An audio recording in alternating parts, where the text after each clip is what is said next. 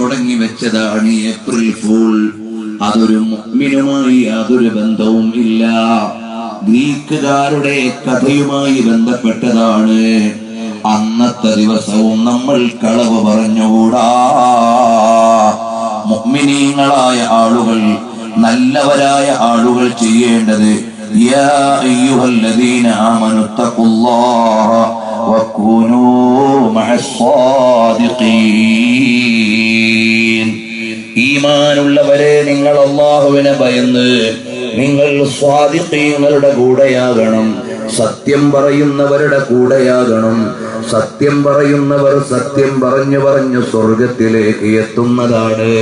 അതേ സമയത്ത് കളവ് പറയുന്നവർ കളവ് പറഞ്ഞ് നരകത്തിലേക്ക് എത്തുന്നതാണ്.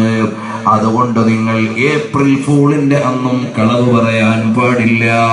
നബി സല്ലല്ലാഹു അലൈഹി വസല്ലം തങ്ങൾ പറഞ്ഞില്ലേ, വൈലുൽ ലിമൻ യുഹദ്ദിസു ഫയക്ദിബു ലിയദ്ഹക ബിഹിൽ ഖൗം.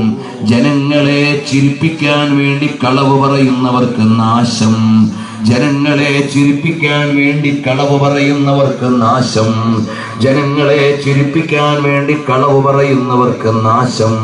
അങ്ങനെ 3 പ്രാവശ്യം എടുത്തു നബി തങ്ങൾ പറഞ്ഞു, നാശം നാശം നാശം. ചിരിപ്പിക്കാൻ വേണ്ടി കളവ് പറയുന്നവർക്ക് നാശം. അപ്പോൾ ഒരു വിശ്വാസിയായ മനുഷ്യൻ ഏപ്രിൽ ഫൂളിന്റെ അന്നും കളവ് പറഞ്ഞുകൂടാ. സത്യം എന്നത് ലോകത്തുള്ള മുഴുവൻ മാനുഷിക മൂല്യങ്ങളുടെയും അടിത്തറയാണ്. അതിനെ ചോദ്യം ചെയ്യാൻ പാടില്ല. നമ്മൾ നല്ല തഖ്വയോടെ ജീവിക്കേണ്ടവരാണ്. ഹറാമിൽ പെട്ടുപോകാൻ പാടില്ല. കളവ് പറയൽ നിഷിദ്ധമാണ്. അത് നരകത്തിൽ പോകുന്നവർ പതിവാക്കുന്ന കാര്യമാണ്.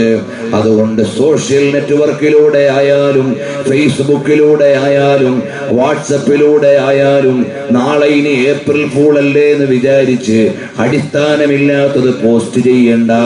പോസ്റ്റ് ചെയ്തത് നിനക്ക് കിട്ടിയത് ഷെയർ ചെയ്യണ്ട. അപ്പോഴും നീ അല്ലാഹുവിന്റെ മലക്കുകളുടെ നിരീക്ഷണത്തിലാണ് എന്നെന്റെ ചെറുപ്പക്കാരോട് ഞാൻ അവസരോചിതമായി ഓർമ്മപ്പെടുത്തുന്നു. അല്ലാഹു തആല തഖ്വയുള്ള ജീവിതം നമുക്ക് നൽകട്ടെ. ഈമാനോടെ ജീവിച്ച് ഈമാനോടെ മരിക്കുന്നവരിൽ ഞങ്ങളെ ഉൾപ്പെടുത്തണേ റഹ്മാനേ.